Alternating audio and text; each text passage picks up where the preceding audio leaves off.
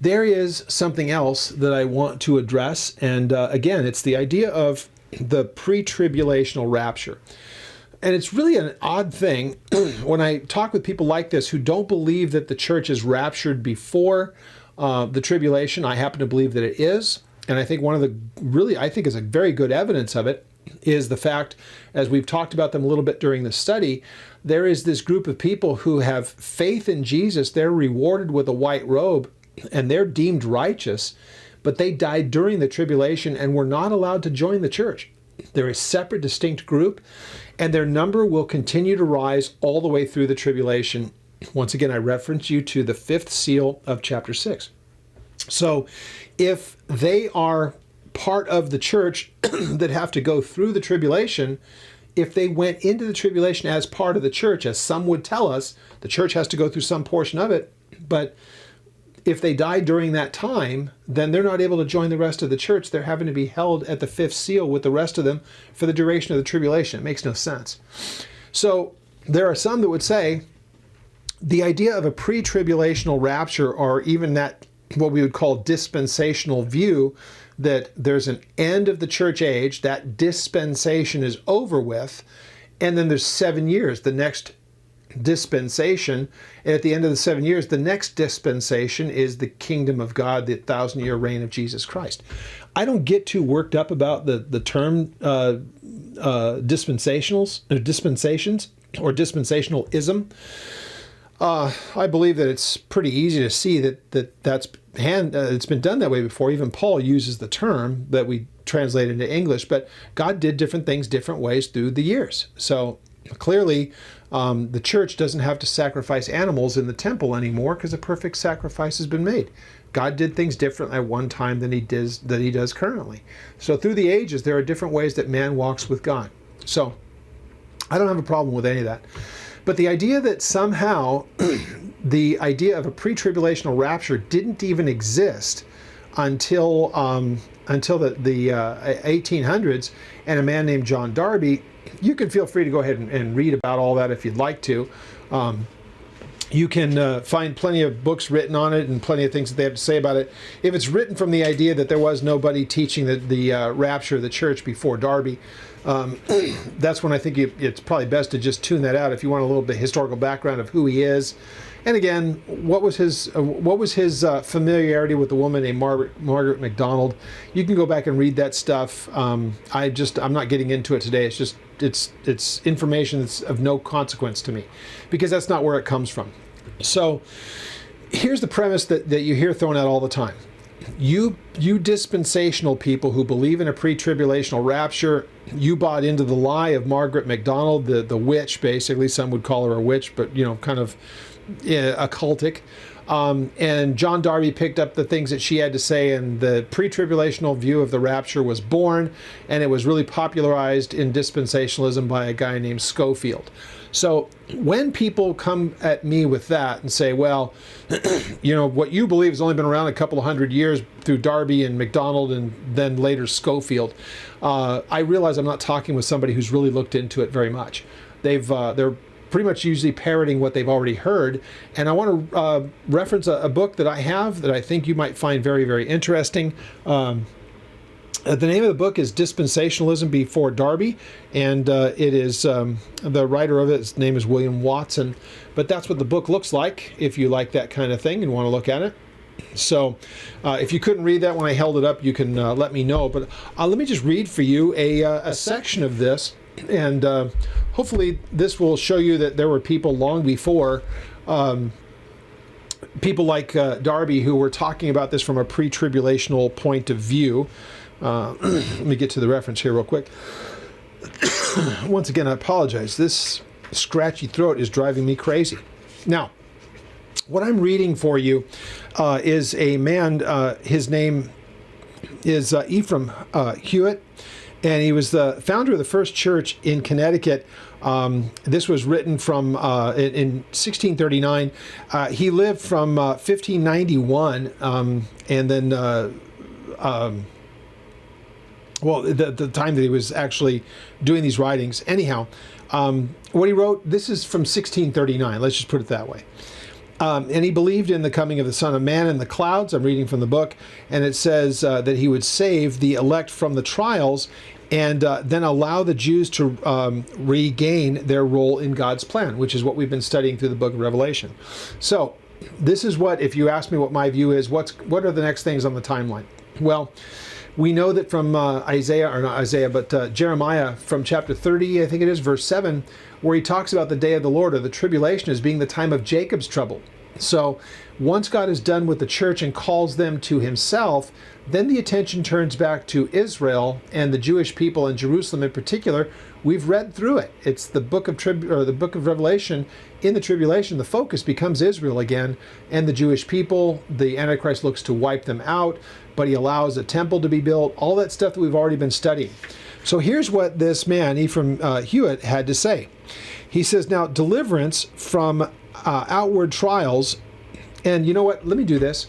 Let me, if I could, put up this. If I'm going to read it, let me put up for you the actual quote itself so that you have it there. And the one thing I will say, they spoke differently. So it may look like we have a bunch of typos and misspellings.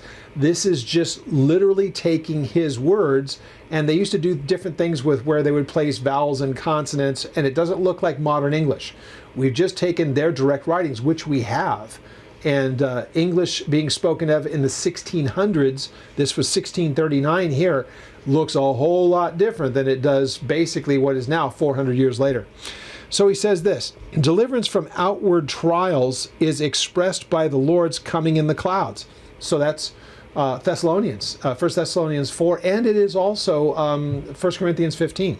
So, deliverance from outward trials is expressed by the Lord's coming in the clouds in the deliverance of the church from Egypt, and Egypt uses a metaphor of the earth here.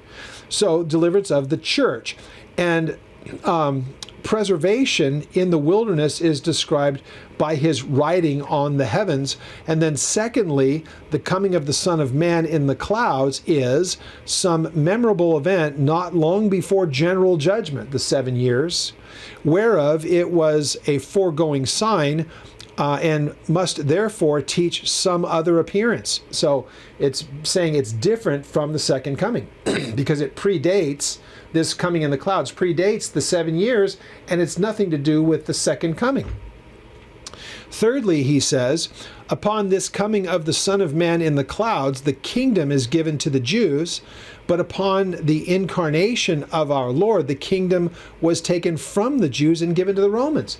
So the point is, God's going to once again come back to the people of Israel. Now here's a man that was writing, and there was no Israel to be had.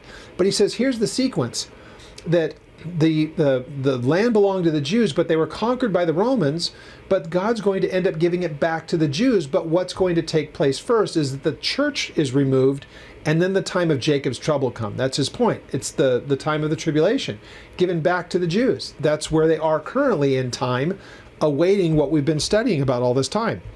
And then this last part, it says, now if any here should object to the summoning of the elect by the sound of the trumpet, 1 Thessalonians 4, the trumpet, and then we're caught up. But this trumpet is heard only by the elect, so that to me seems to intend some voice and a call of the Lord, whereof the reprobates are incapable. The unbelieving people do not hear this trumpet. Now, the trumpets that we hear in the book of Revelation, that some say that's the trumpet that's the calling of the church, that's heard by everyone. Here he says, look, that trumpet is to the elect, to the believers, not to the unbelieving world, which is what we see in Thessalonians. So it has nothing to do with the one in the tribulation. So if people want to say nobody believed that stuff before Darby, there's a book filled with quotes from this. From people of that time, 1600s, 1700s. I don't even need to start talking about the people back in the first century, second century, third century who wrote on these things. This is an entire book that goes through all of this stuff and shows example after example after example of people who were writing about this just within recent church history. And the reason why they weren't able to publish until much later think this is not long after the Reformation, if you remember what goes on with that. So the Catholic Church was not allowing this kind of thing to go on. They pretty much had an iron fist. So I think it's just very important that we are able to speak to people and not for the sake of argument, but just to say, if somebody says, oh, you believe in that pre-tribulational rapture like Darby talked about, say, look, I don't care anything about Darby. I've got quotes from people who are writing, and that's just one of dozens that I could give you of a number of different people who were talking about this once the church could start talking about it openly. For 1,000 years, the church couldn't talk about this if they wanted to, but this is post-Reformation. Now people are starting to be able to publish. They're reading, they're studying, and now we're coming out of those dark ages of the rule, almost monolithic rule of Rome. Now they start writing about these things, and so you would figure it would be all over the place by the time the 1800s roll around, but in the 16 and 1700s, it was being spoken of readily. So once again, if somebody wants to know this, I'm willing to take as much time as they want to. We can go through and read a bunch of these things. If they're never going to change their mind, I'm not going to argue for the sake of arguing. I'll put out there what the information is, and if they don't agree with it, that's fine. Even somebody who might watch this YouTube, look, I don't have any problems discussing this. If you want to debate it and tell me that I'm wrong and that this book is all a joke and all the rest of that stuff, feel free. You can go ahead and do it. I'm just not going to jump into it. It's not worth it. If a person really is at the point of, I've never heard that before, I'd like to know more about it, take as much time as you want to. I would recommend that you might get this book. There are other ones like it that kind of deal with the same type of a thing. But to believe the lie that nobody believed in a pre-tribulational rapture before Darby is just nonsense. And again, it's said by people who have never looked into it and never taken the time to study other sources. They just have their mind made up and they repeat the same things, and then that's in their own mind, that settles it.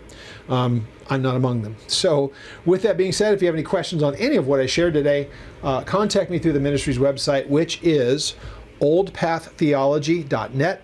That is also how you get in touch with me about the Israel trip in October of 2025.